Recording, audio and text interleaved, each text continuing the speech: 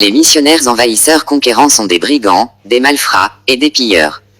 Lorsqu'ils sont venus en Afrique, c'était dans l'optique de s'accaparer des biens d'autrui, c'est-à-dire plus précisément de l'héritage du peuple noir. Les Occidentaux avaient pour but de s'accaparer de la richesse et de toute la connaissance du peuple noir. Ils avaient pour but de vider l'homme noir de sa richesse, et le dépouiller totalement de sa base élémentaire. Les colons avaient pour objectif de dépouiller le peuple noir dans tous les sens du terme.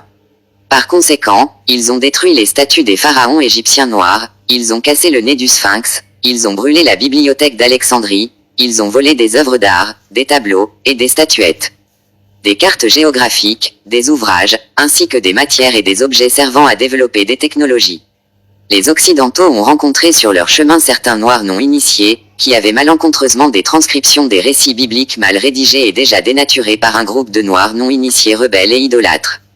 Les Occidentaux ont donc volé des copies plagiées et non authentiques des parchemins sacrés de la bibliothèque sacrée du peuple noir, et cette bibliothèque sacrée se nomme la Bible. Les Occidentaux ont fait aussi des rajouts, des inventions de récits, ils ont changé les noms des personnages bibliques, rajouté des erreurs, des contradictions, inventé certaines nouvelles histoires, dans certains livres bibliques. Inventer des histoires qui n'ont jamais eu lieu comme par exemple l'esclavage en Égypte etc. Ils ont mélangé des histoires vraies avec des histoires inventées, c'est en cela que la Bible rédigée, par le Vatican et par les auteurs arabes et occidentaux sont remplis de mensonges, de falsifications, d'erreurs, de perversions, et d'abominations. La Bible c'est quoi? Il s'agit d'un livre qui explique toutes choses mais notamment l'histoire de la création, l'histoire de l'homme noir qui est le peuple originel, la naissance des nouvelles races hybrides ainsi que d'autres mystères cachés. La Bible est l'histoire des Noirs falsifiés par les colons esclavagistes. Le premier homme était noir.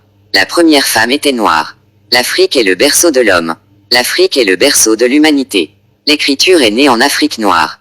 Les mathématiques sont nées en Afrique noire. Toutes les sciences sont nées dans l'Afrique noire auprès du peuple noir.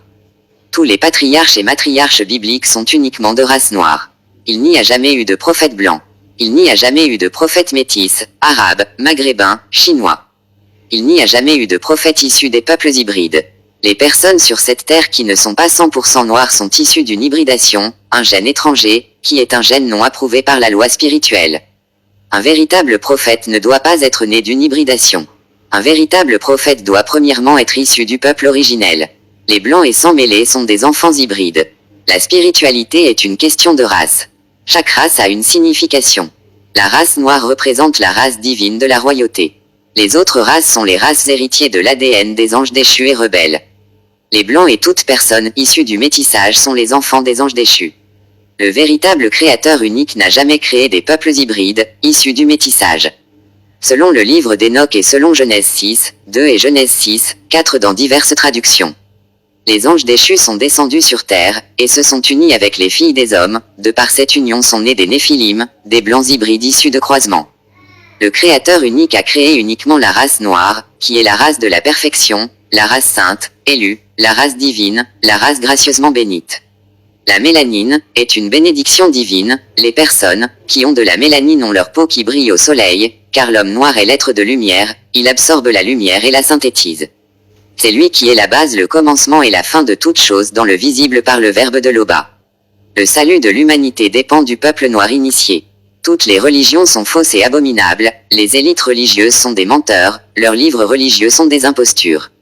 Les Arabes maghrébins blancs et chinois sont tous issus de l'hybridation. Ils ont tous un petit pourcentage de l'ADN de l'homme noir dans leur gène. Tandis que l'homme noir a aucun ADN issu de d'autres peuples car il est l'être 100% homme, les autres sont des hybrides. C'était l'histoire cachée et révélée. Page Facebook l'histoire cachée et révélée. Merci. Rendez-vous dans la chaîne YouTube de Zulu Lassan, le seul véritable enseignant. Gloire à Loba, l'unique véritable créateur.